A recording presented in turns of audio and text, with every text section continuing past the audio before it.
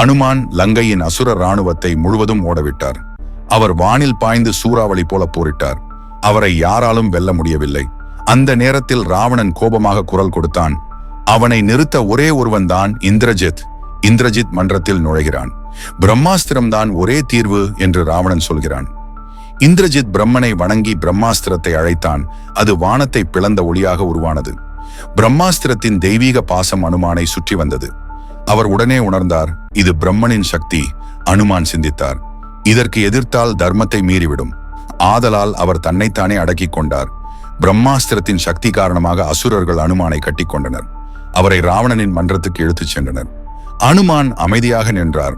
ராவணன் கேட்கும் போது, நீ யார்? அவர் சொன்னார், நான் ராமனின் தூதன். இதே போன்ற மேலும் பல கதைகளை கேட்க RS Kids Wonder Learning சேனலை சப்ஸ்கிரைப் செய்யுங்கள்.